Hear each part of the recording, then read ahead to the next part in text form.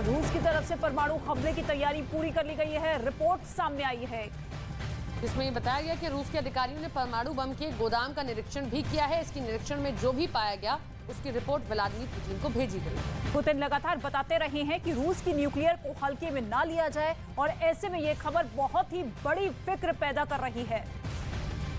हर कहीं से सिर्फ न्यूक्लियर बम और उसकी तैयारी की बात हो रही है। रूस की तरफ से जो बयान अभी तक आए हैं उससे डर और बहुत ज्यादा बढ़ गया। ये रिपोर्ट आप देखेंगे तो आपको एटम बम के खतरे की 3 नई बातें पता चलेंगी।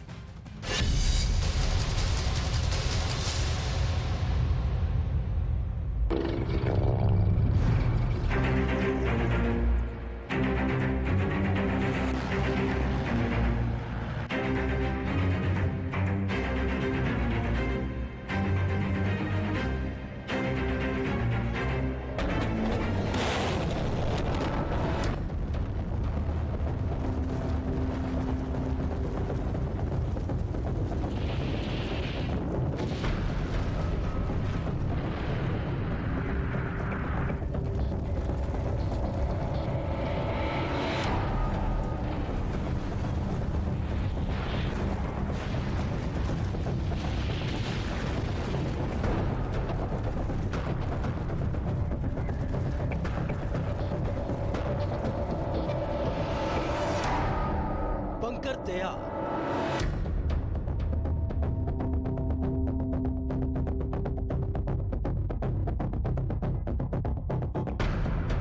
न्यूक्लियर वेपन तैयार।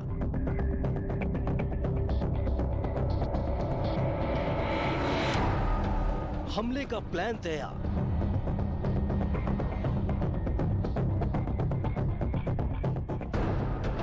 न्यूक्लियर फोर्स तैयार।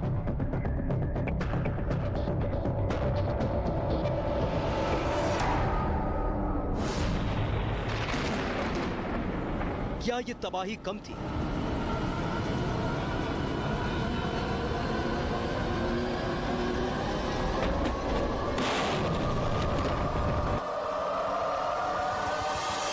क्या ये खून खराबा कम था? क्या इस त्रासदी से भी दिल नहीं पसीजा?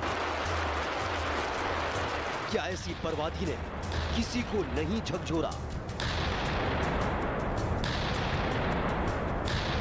ये खंडहर, ये बस्तियां, ये स्कूल, ये अस्पताल, ये खेल के मैदान, जहां देखिए सिर्फ कब्रिस्तान।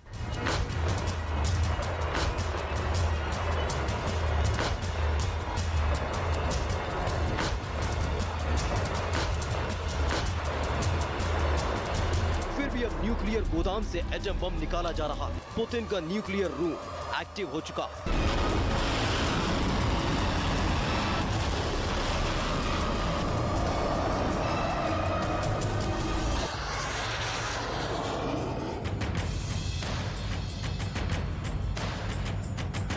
न्यूक्लियर हथियारों को वॉर जोन में लाया जा रहा है। लॉन्चर में परमाणु बम लोड हो चुके हैं। तबाही वाले लाल बटन के ऊपर पुतिन की उंगलियां घूम रही हैं। बटन के दबते ही पूरे यूक्रेन में तबाही ही तबाही दिखाई देगी। कीव में ये बम कहर बनकर टूटेगा, खार्किव को मिट्टी में मिला देगा और ओदेसा का सूरज अस्त हो सकता है। साथ ही दुनिया तबाही की वो तस्वीरें देखेगी जिसे कई पीढ़ियां भुला नहीं पाएंगी। पुतिन पर फिर इल्जाम लग रहा है कि उनकी फौज बेगुनाहों का कब्रिस्तान कीव में तैयार करना चाहती है।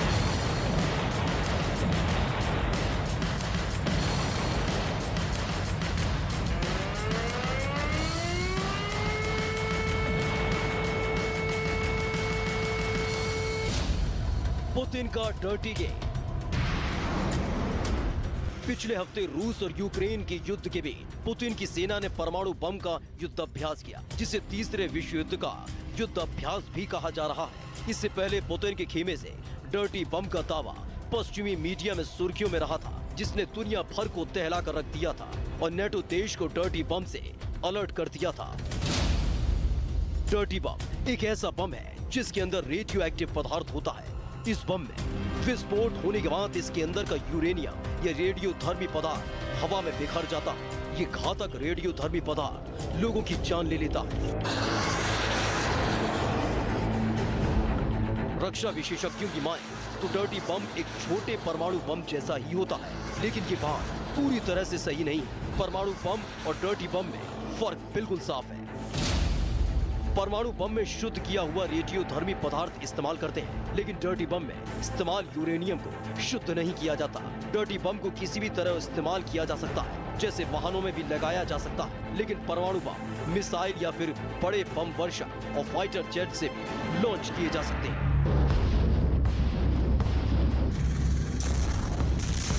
परमाणु बम में यूरेनियम इस्तेमाल होता है, लेकिन डर्टी बम अस्पतालों, परमाणु सेंटर और रिसर्च लैब में इस्तेमाल होने वाले रेडियो एक्टिव पदार्थ से भी बनाया जा सकता है। अगर खतरे और असर के हिसाब से देखा जाए तो डर्टी बम परमाणु बम के मुकाबले कम खतरनाक होता है, लेकिन ये डर्टी बम जहां भी गिरता है वहां रेडियोधर्मी विकिरण का जहर सब कुछ खत्म कर देता है। तो क्या डर्टी बम इस जंग का फैसला कर देगा? आखिर कहां से आया ये डर्टी बम और कौन इस डर्टी बम को लॉन्च करेगा? आखिर किस पर फटेगा डर्टी बम? इन सवालों के बीच पुतिन शायद ये भूल रहे हैं कि महायुद्ध में परमाणु बम का जिक्र होने के बाद उनका कद छोटा हो रहा है। जमीनी हमले में रूस की सेना फिसड्डी साबित हो रही है। रूस के मिसाइल और ड्रोन हमलों में भी वो धार नहीं दिख रही है। ये साफ बताता है कि पुतिन के गोदाम में मिसाइल और ड्रोन के भंडार में कमी आई है। रूस में भी इन बातों की चर्चा अब खुलकर की जाने लगी है कि पुतिन की रणनीति में कहीं न कहीं खोट है। रूस के सरकारी टीवी चैनलों पर हार को लेकर मंथन चल रहा है। रूस की राजनीतिक विश्लेषक जो कह रहे हैं वो किसी अचंभे से कम नहीं है। Специальную военную операцию, не рассчитала свои силы и уже 8-й месяц не может победить. И одновременно жалуется и обижается на то, что ее противники, те самые страны, которые хотят нейтрализовать Россию.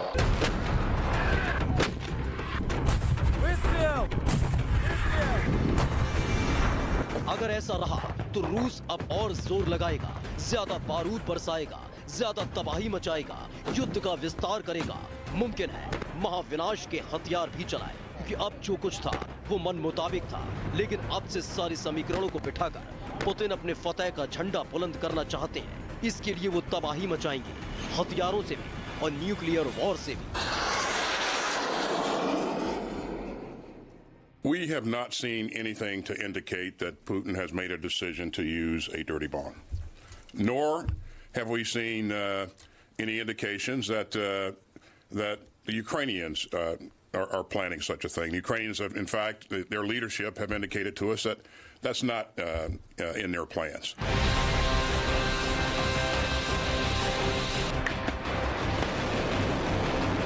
ऐसे में रूस की तरफ से ये भी दावा किया गया कि यूक्रेन ब्रिटेन के साथ मिलकर डर्टी बम बना रहा है, न कि रूस को बदनाम करने की साजिश है। तो फिर डर्टी बम का डर रूस क्यों दिखा रहा है? ये डर्टी बम किसके पास है? कि ज़ेलेंस्की ने सच में ब्रिटेन के साथ मिलकर डर्टी बम बना लिया है, जैसा आरोप रूस के विदेश मंत्री लगा रहे हैं। Информация, конкретная информация относительно тех учреждений на Украине, тех научных институтов, которые обладают технологиями, позволяющими соорудить вот эту самую грязную бомбу. У нас есть информация, которую мы перепроверяли по соответствующим каналам, о том, что это не пустое подозрение, что здесь есть серьезные основания полагать, что подобные вещи могут планироваться. यूक्रेन काफी वक्त पहले से ये कह चुका है कि युद्ध में अगर पुतिन हारते हैं तो एक हताश राष्ट्रपति यूक्रेन को मिटाने के लिए परमाणु प्रहार जरूर करेगा। तो वहीं रूस के रक्षा मंत्री सर्गेई शोइगु ने ज़ेलेंस्की पर पश्चिमी देशों से रूस के खिलाफ परमाणु अटैक के लिए उकसाने का आरोप लगाया है। Демонстративно игнорируют элементы ядерного шантажа со стороны украинской власти, например, провокации в отношении Запорожской атомной станции. Зная о попытках Киева создать грязную ядерную бомбу, а также готовности разместить на своей территории ядерное оружие стран НАТО, недавно президент Украины призвал страны Запада нанести превентивный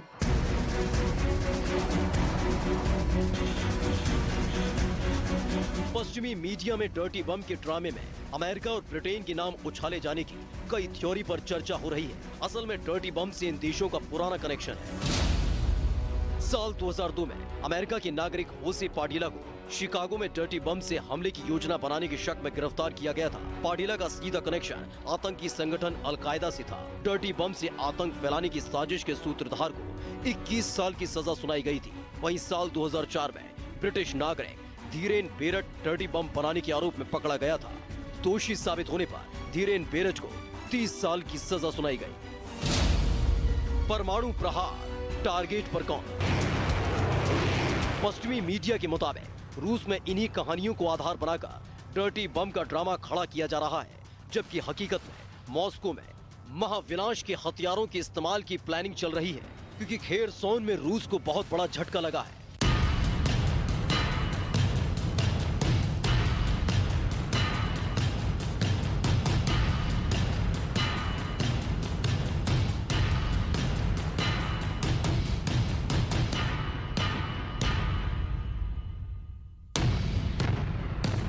क्या होगा अगर परमाणु बटन दबा और न्यूक्लियर हमला हुआ?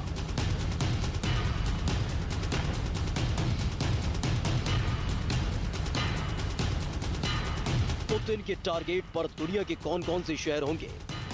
New York, Paris, Washington DC, London, Berlin, Chicago, California, Los Angeles. ये नाम इसलिए क्योंकि पुतिन की रेंज इन शहरों तक है, और अगर नेटो और अमेरिका ने उनके साथ न्यूक्लियर युद्ध शुरू किया तो पुतिन इन सभी शहरों को धूल में मिला देंगे। पुतिन का गुस्सा जलाकर राख कर देगा, ये बात बाइडेन भी जानते हैं, मैक्रो भी जानते हैं और ओलाफ शोल्ज भी जानते हैं।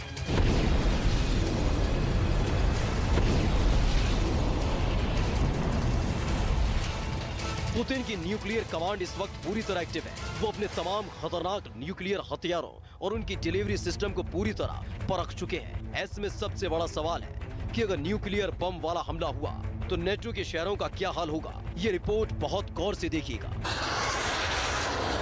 सबसे पहले बात अमेरिका की आर्थिक राजधानी न्यूयॉर्क की।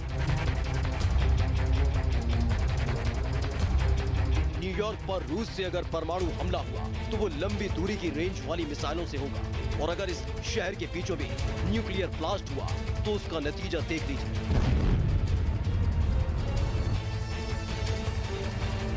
अगर हमला 500 किलो टन के न्यूक्लियर बम से हुआ, यानी ऐसा बम जो हिरोशिमा पर गिराए गए एटम बम से 30 गुना ताकतवर हो, तो क्या होगा? न्यूयॉर्क शहर के बीचों बीच इस धमाके से करीब करीब पूरा शहर खत्म हो जाएगा। न्यूयॉर्क पर बम गिरा तो शहर के सेंटर में सभी इमारतें धूल में तब्दील हो जाएंगी। पीले और लाल हिस्से में जो कुछ होगा वो पूरी तरह तबाह हो जाएगा। इस दायरे में हर इंसान मारा जाएगा। हरे रंग वाले हिस्से में रेडिएशन से लोग मारे जाएंगे। नीले हिस्से में भी इमारतें ढह जाएंगी। ऑरेंज रंग वाले हिस्से में, जिसमें एम्पायर एस्टेट की बिल्डिंग है, वहाँ जो भी होगा पूरी तरह जल जाएगा।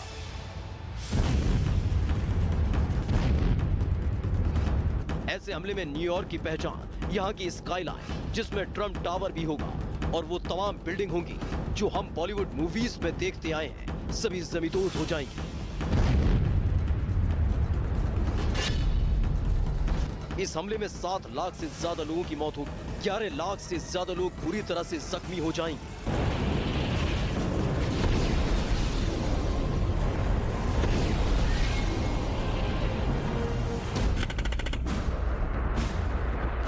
पुतिन के पास ऐसी कौन कौन सी मिसाइल हैं जो न्यूयॉर्क तक पहुंच सकती हैं, आपको आगे बताएंगे।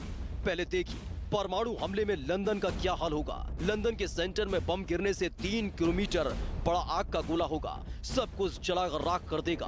रूस ने अगर लंदन पर मिसाइल दागी तो दावा किया गया कि ये सिर्फ 3 मिनट के अंदर लंदन को दुनिया के नक्शे से मिटा देगी। लंदन पर परमाणु हमला हुआ तो